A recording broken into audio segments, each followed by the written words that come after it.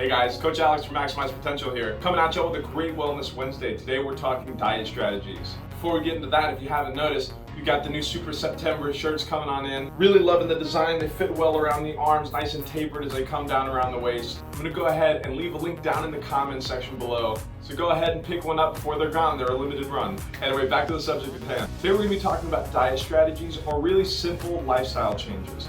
I don't really like using the word diet because a lot of the time when I use that word or somebody uses that word, the word temporary usually will come with that. When we think about dieting, it's like I'm looking for this goal, and once I reach that goal, I can kind of stop dieting.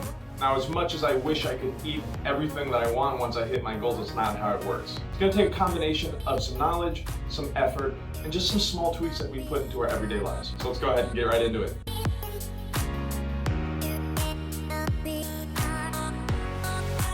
So the first thing I want to hit on is going to be modifying our energy intake. Going back to the basics, calories equals energy. So modifying our calorie intake is really going to help get to those goals that we really want. So if we're looking for weight loss, we want an energy deficit. Now, that all being said, drastic calorie deficits are not normally recommended as they're frequently unsustainable.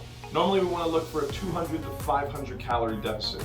This is recommended because it's much more sustainable and we have much less of a loss of lean mass. Now, a moderate deficit is attainable through various methods. One of the best methods is going to be replacing high calorie foods with maybe a more leaner option. So maybe go for a side salad rather than a side of fries. Choosing less processed foods. So how about enjoying a good handful of fresh strawberries rather than going for that pastry?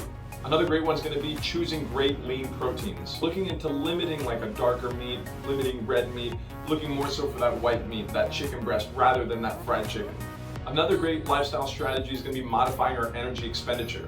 So of course, great, we can always modify our energy intake, but what about the energy output? Now, of course, we have things like basal metabolic rate, we have total daily energy expenditure. If we don't necessarily know what those are, go ahead and check out part 1 of this series. Now, if you're watching this video, I'm hoping that most of us are active or exercising, so what more can we do? Every single day we're faced with a lot of different choices, so why don't we take the stairs instead of the elevator? We can stand instead of sit. We can do some yard work, we can clean around the house. Small things like this throughout our day-to-day lives can really help burn that extra 200, 300 calories throughout the day. Number 3, getting more sleep. I cannot express this enough. 1/3 of all adults from the ages of 18 to 65 do not get enough sleep. It's recommended that we get about 7 to 9 hours of sleep each night. Many studies have shown that sleep deprivation can actually increase the risk of cardiovascular disease, obesity, and even diabetes. The main reason for this is that sleep deprivation is actually associated with adverse effects on our appetite hormones and our satiating hormones. Ghrelin, for example, is our appetite hormone. When we don't get enough sleep, this guy may be firing more often than we want it to, making us hungry when we probably aren't. On the other hand, peptide tyrosine, or peptide YY, this is our satiating hormone. And with chronic sleep deprivation, this guy may not be firing as much as we want it to. So we may not feel full even if we are. Last but not least, probably my favorite one here, maintaining a slightly higher protein intake.